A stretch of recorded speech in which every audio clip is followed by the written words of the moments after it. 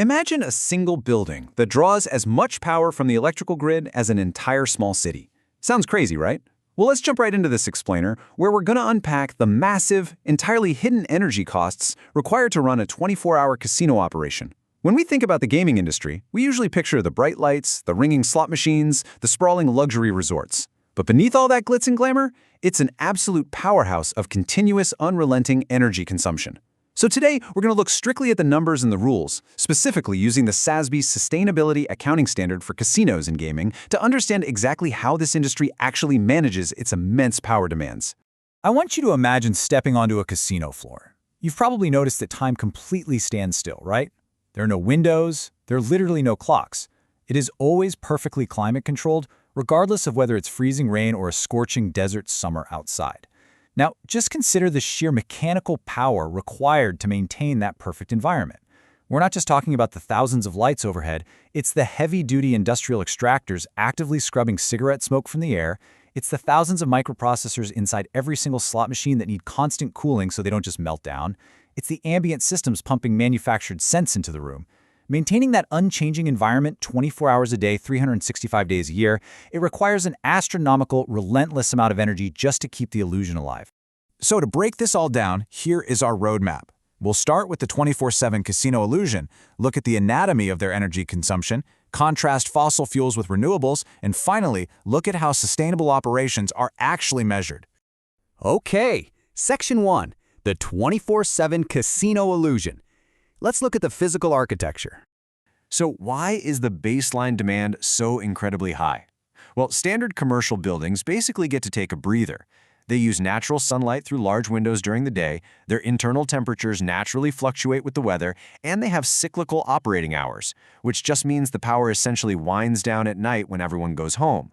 Casinos, on the other hand, are intentionally designed to be totally isolated from the outside world. To keep players from losing track of time, they are purposefully built without windows, and this means the building has to artificially manage air quality and temperature across millions of square feet without any help from nature.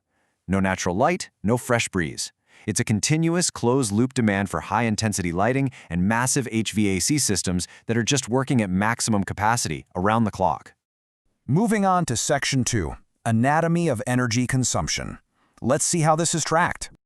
The SASB topic summary points out something really critical here.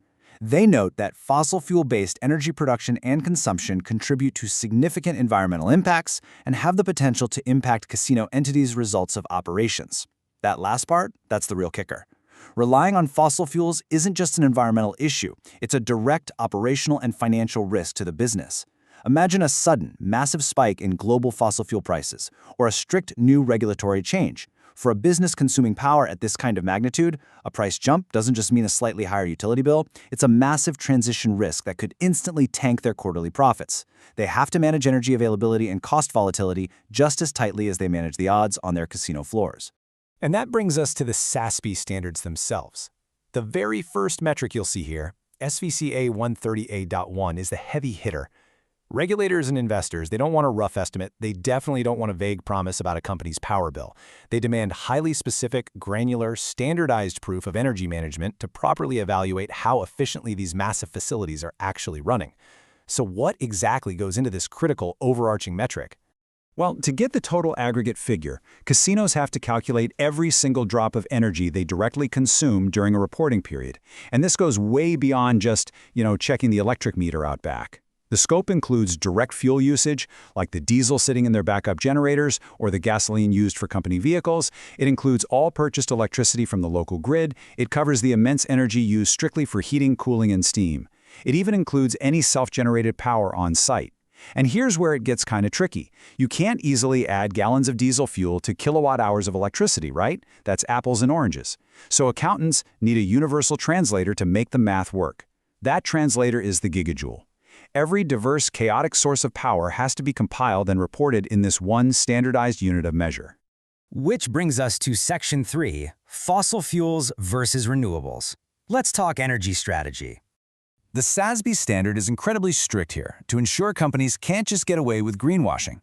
They define renewable energy very, very clearly. It has to come from sources that are replenished at a rate equal to or greater than their depletion.